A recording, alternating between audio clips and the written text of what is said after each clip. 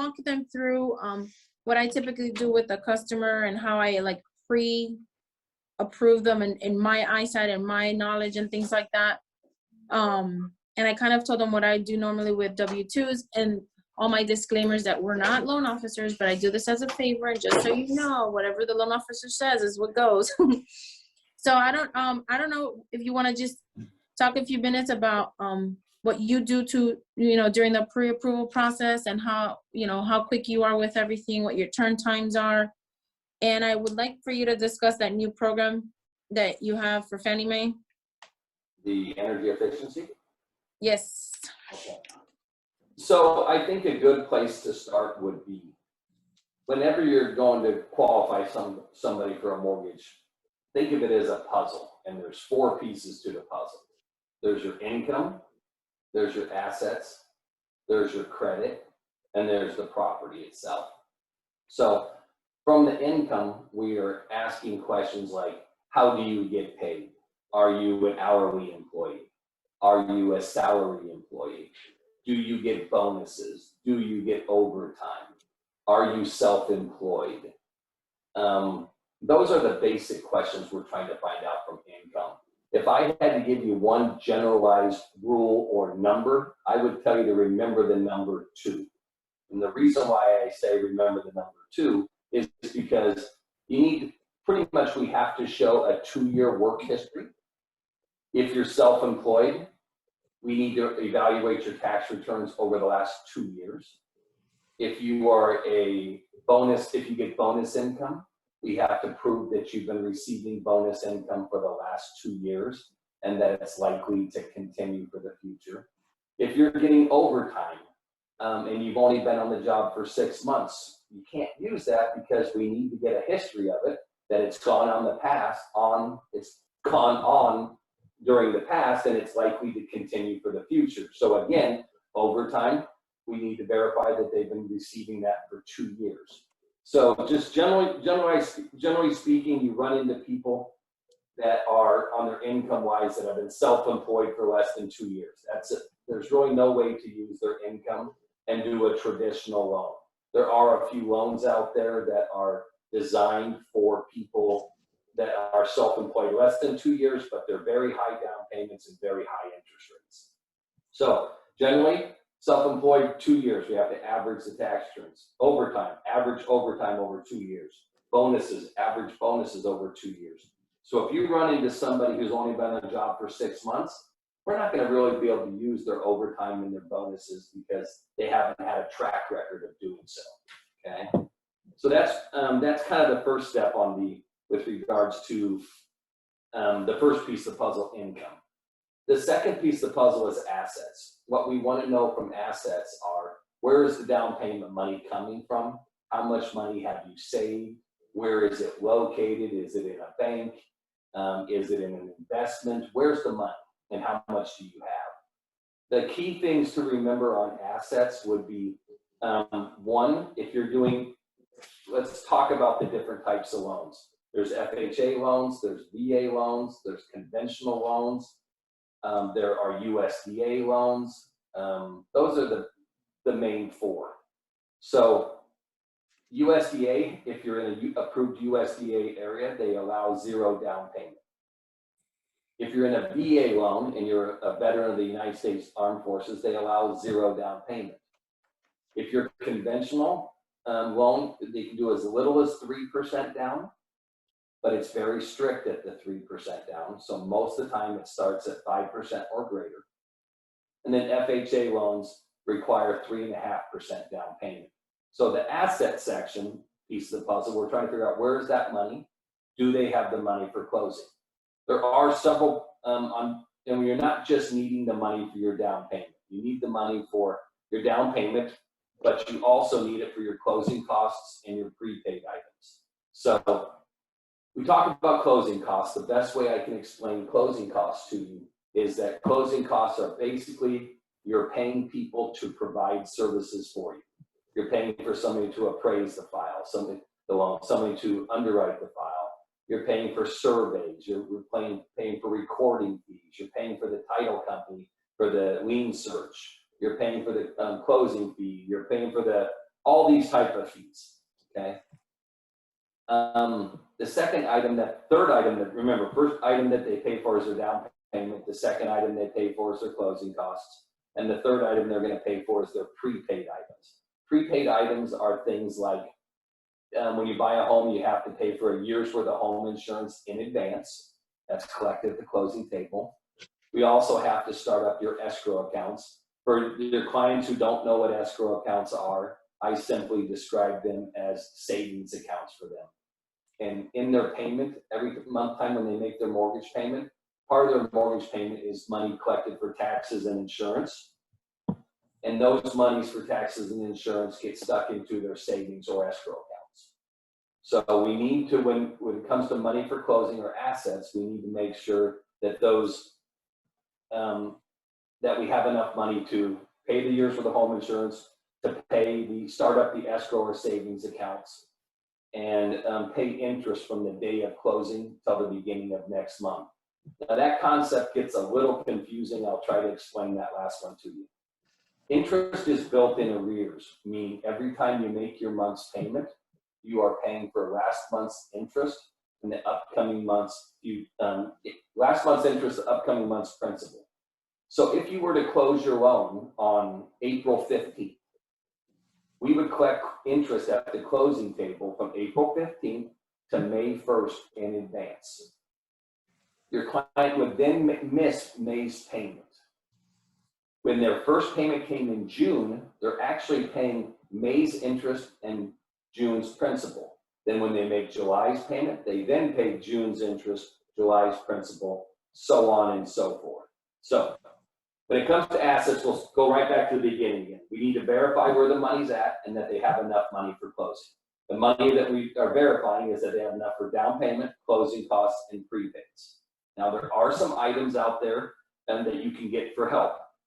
Gifts are allowed on certain loans as long as they're from an immediate family member or somebody who is very close in their life. We have to show a close connection, but you're allowed to get gifts as long as we follow the proper procedures. There are down payment assistance programs. You can get money from the sellers to help with closing costs and prepaids. So that's what we look at assets. How much do you have and is it enough money? How much do they have? Is it enough money to pay for everything? And ultimately, are they getting any of those money from any other sources? So that's the second piece of the puzzle. Credit's a real simple one. It's how do you pay your bills and who do you owe money to? Generally speaking, you're going to need to have a 620 credit score or higher. Now, it's not just about credit scores. It's what makes up the credit score. So I have seen people with 750-point credit scores that can't buy a home because they have outstanding collections or outstanding judgments. Okay, so it's not just the credit score, it's what is their overall history? Do you have, and do they have any outstanding delinquent or delinquent accounts? Okay, but generally speaking, a 620 credit score. The last one is just the property. The property comes down to, is it good collateral? Is it worth what they're buying it for? So that is my long explanation of the puzzle. That's great. Do you guys have any questions? No, that's great. ¿Tiene pregunta? No? Seguro. Pregunta lo que tú quieras. Well, I didn't get that one. Well, He said, ask away, ask whatever you want. Like he's the one that's gonna answer.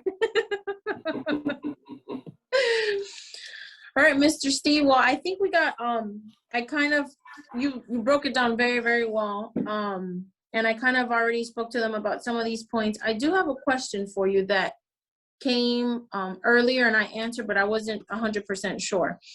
When there is a repossession in your credit, and I know we've had this happen with you as well, and I can't remember. How long does it have to, like after the vehicle has been repossessed, how long afterwards will the bank lend you money? Well, a repossession ends up being shown as a charge-off or a collection. So any charge-off or collection or late payment will show there for 7 years after the last activity. So if your last payment was in today of March of 21 and you never made another payment again, Mm-hmm. March of 28, it should fall off. Okay, so it actually has to be off your credit for you to purchase Off a the house. credit, correct. Because Okay. that is, any outstanding collections or charge-offs must be paid, or judgments. The reason being is that's not, it's not, what I'm saying is it's not exactly true, but let me just make a general rule. General rule, all collections, charge-offs, and judgments must be paid. If they're not paid, whoever has that charge-off or judgment against the borrower, they could technically go back, find out that you have a home, and attach a lien to your house. Okay. What if you're getting some sort of payment with the bank for that car, let's say? Okay. And you show proof that you're paying it and you've settled somehow with the company. That doesn't matter? No, if it's gone all the way to charge off, we're gonna have to make it paid. In some cases, you can get away with if you have a payment arrangement and you've been paying it back for 12 months, but generally speaking, they're gonna have to get paid. So that's what I was talking about earlier when I said that I've seen people with a 750 credit score that can't qualify for an outstanding collection. Now, there are some exceptions to that. Let's say we use an FHA loan. If the overall credit history is good, FHA and conventional will both allow somebody to have up to $500 of collections that are unpaid. Okay? Okay. But think about what I just said. I said if their overall credit history is good. So they've got lots of great credit, and then just something happened that's out of the ordinary. It's not normal. But they had a collection. It was for $500 or less. Chances are we're not going to have to pay that off because it's a small amount and it's completely different than their normal credit history. If they have medical collections, FHA will allow up to $2,000 of medical collections not to be paid. Okay. But the I didn't know. general rule is they I have knew to pay. that medical wasn't a huge deal if it was small, but I didn't know the number, so that's good to know. $2,000 is what the guideline says. Okay, cool. So, Con el del médico. Los biles del médico. Collections and medical, yeah. So let's talk about another thing. We run into a lot of people who have a foreclosure, have a collection, have something wrong with their credit, but it's not theirs. So you'll run in, if you have some type of, let's say somebody went through a divorce and they have an outstanding collection for $10,000, that was the wife's responsibility or the husband's responsibility. As long as we get that legal documentation that says that they were no longer responsible for it, we don't have to have that paid. Oh, okay. But if it's truly in their name and they truly owe it, it's going to have to get paid. Okay. Okay. Any questions? No. So while we're talking about credit's a big one for a lot of people. I'll tell you a few things about credit that might be able to help. What was that? I think Rainier has a question for you. Sure, please ask. ¿Cómo se, cuál sería el mejor, sabe, el límite de mal crédito, o sea, de puntuación de mal crédito que más o menos se puede aceptar? Él dijo 620. 620. You've already answered it. He was asking, what's the minimum credit score requirement to purchase a house? 620, but there are programs that require higher, like USDA 640. When your interest rates are determined by the type of loan you're doing, by your credit score, by your down payment. So the lower the credit score, the higher the rate. But on FHA, VA, and conventional, you can go down as low as 620. Technically speaking, I have some sources to get FHA down to 580, but everybody will cry and send me hate letters because it will be miserable. Yeah. So technically there is a way to get down to 580, but they very rarely work. They're looking for a reason to say no. But on the credit side of it, I do work with a couple of good credit repair agencies. If you have clients that need help, we can put them in touch with credit repair. If a client needs to improve their credit score, there's a lot of things that they can do to increase credit scores. As an example, I'm going to give you a few that are that can help a lot. Number one, they can be put as an authorized user on somebody else's credit card. So an authorized user, make sure it's a Visa or MasterCard. Do not do a Discover, do not do an American Express, nothing, just Visa, MasterCard. Now, one of the things that drives it, I'm going to take a step back. There's the four major things that reduce credit scores are: one, derogatory credit. What is that derogatory credit? How severe is it? When did it happen? So if the more recent the derogatory credit, the more lower your score. The more severe the derogatory credit, for example, a bankruptcy is worse than a late payment. So the more severe, the more it lowers your score. The second thing that affects your credit score is going to be what your balance is on a credit card or versus what your limit is. So as an example, if somebody has a credit card with a limit of $1,000, the key to raising your credit score is never letting that go higher than 10 or 15%. So if they have $1,000, never have, if they get that balance down to $100 to $150, that will raise their credit score because that's the magic formula there for them. The next thing that affects your credit scores is how long has the account been open. The longer the account has been open, the better your credit score goes. Okay. The fourth thing that affects credit scores the most that I see is inquiries. Now, inquiries are kind of a tricky one because there's 80 points on a credit report. There's 80 points allotted to the inquiry section of the credit report. If you have 3 inquiries or less, you get all 80 points. If you've got between 3 and 5 inquiries, they're going to hit you. They're going to subtract 30 of those 80 points. If you have 5 or to 7, they're going to subtract 50 of those credit score points. If you have 8 or more, you're going to get no credit. You're going to get no points at all in that section that gives you 80 points. Okay. So when people are pulling credit, everybody's always worried about pulling credit. Generally speaking, on the inquiry side, if let's say you went shopping for a car today and you were at one car dealership, they pulled your credit report. Now you don't buy the car and you go down the street to another dealership and they pull your credit report. And then you go to another dealership and they pull your credit report.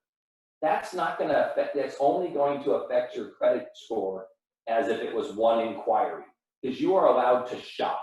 And when you shop, as long as the credit inquiries are coming from the same industry, like car rentals car purchases or houses or something like that, as long as they're coming from the same industry and they all happen within a 2-week period of time, they can pull as many inquiries as they want. It'll only affect their credit score as if it happened at one time. Okay. So, to improve the credit, like I was saying, the last thing is the credit scores. So some things that you can do to improve people's credit scores is: 1, put them on as an authorized user on somebody else's account. Make sure it's a Visa or a MasterCard. If they choose somebody to put it on, make sure that person has a low balance, that the account has been open for a long time. It's been paid perfectly.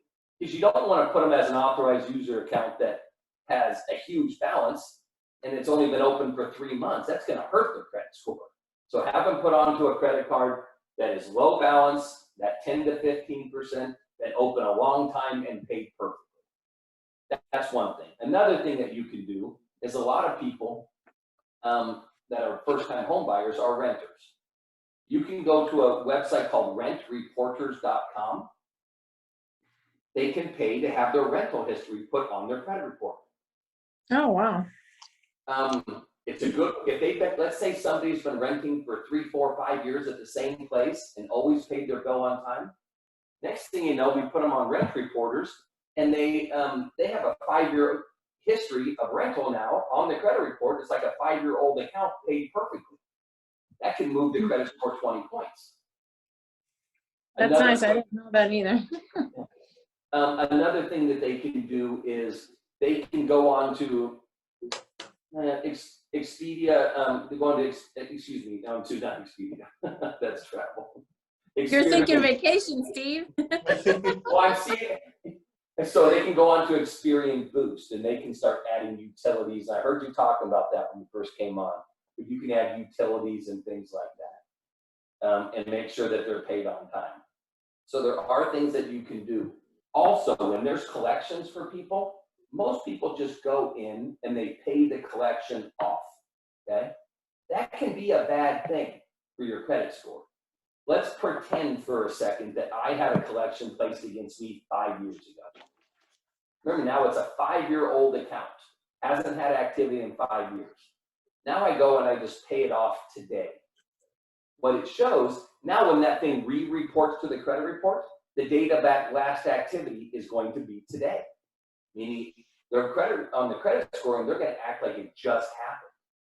So now it's gonna show as a paid collection that just happened today, and my credit score will actually fall.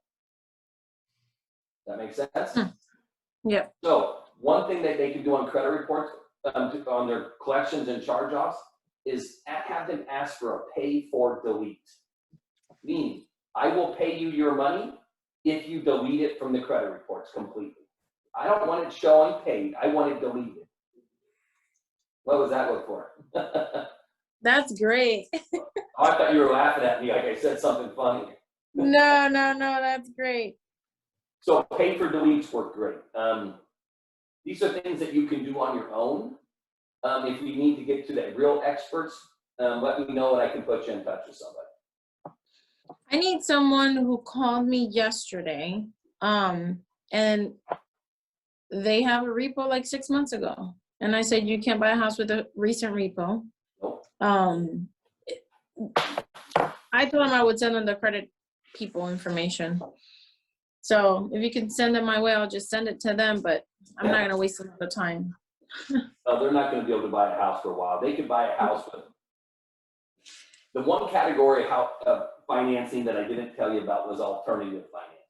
We talked about FHA, VA, USDA, conventional. The last category is what I call alternative.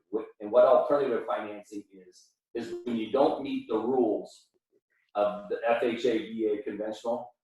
That doesn't necessarily mean that you can't get a home. That just means you're going to have a large down payment and a high interest rate.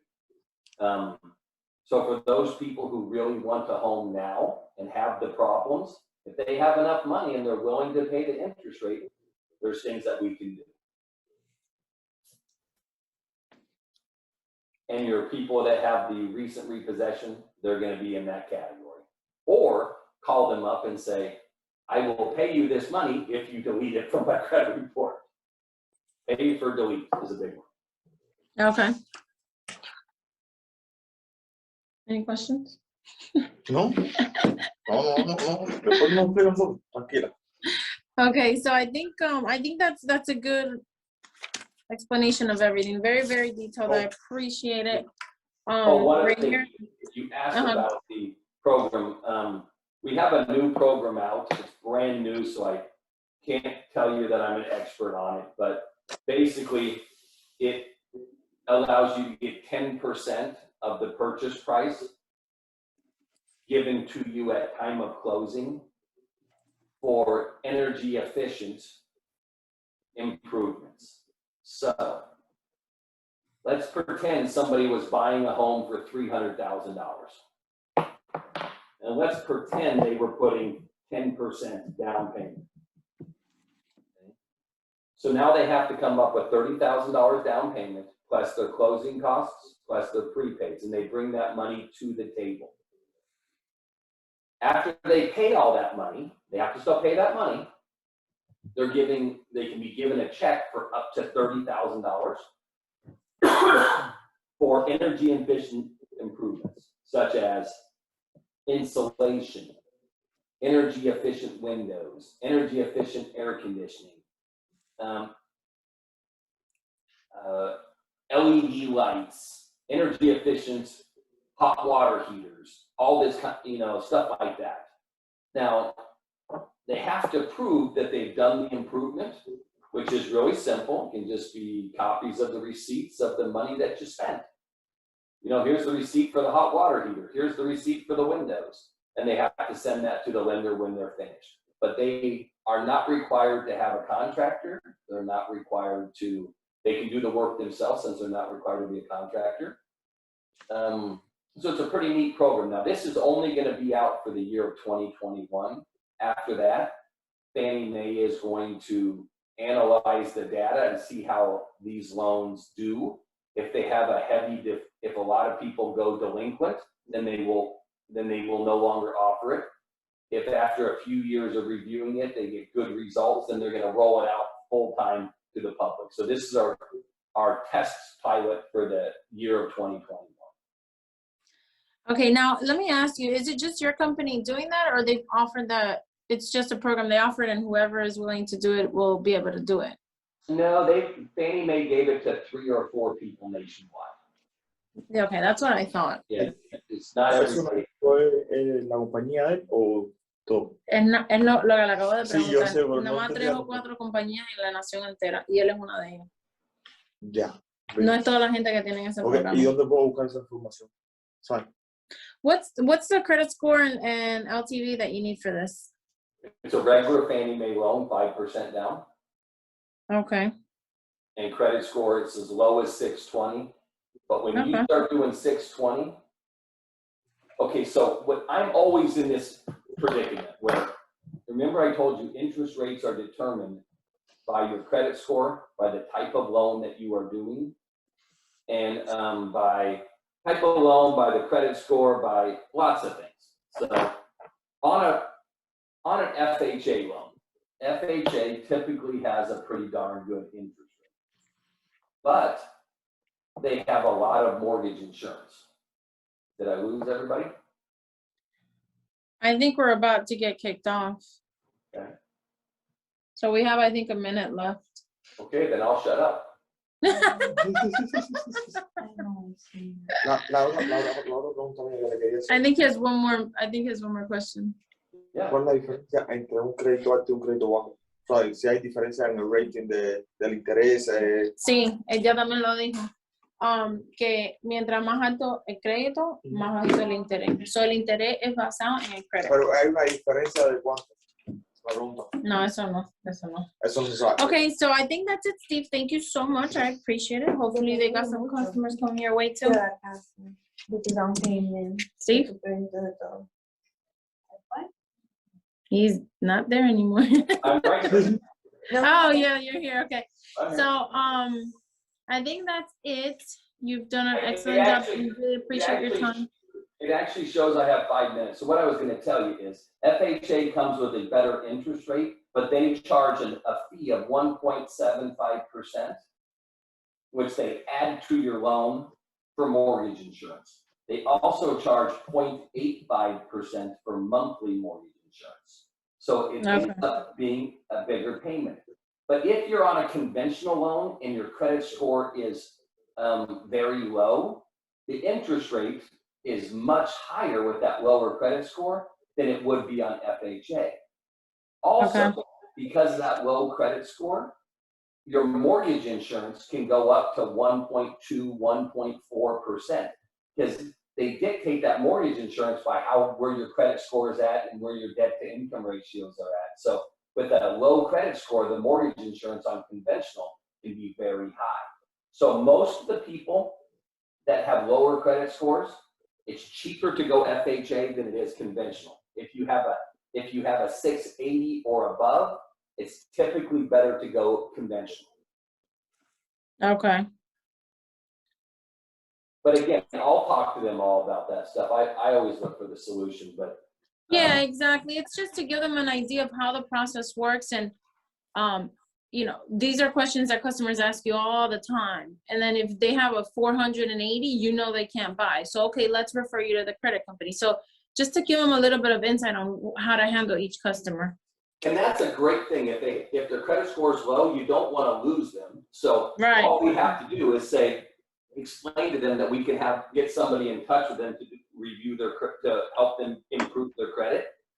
And then that company, I use a company called Synergy, and they do a pretty good job. And they will keep in touch with everybody throughout the process as they give every few months they give you an update and they say, okay, we got this removed and this removed.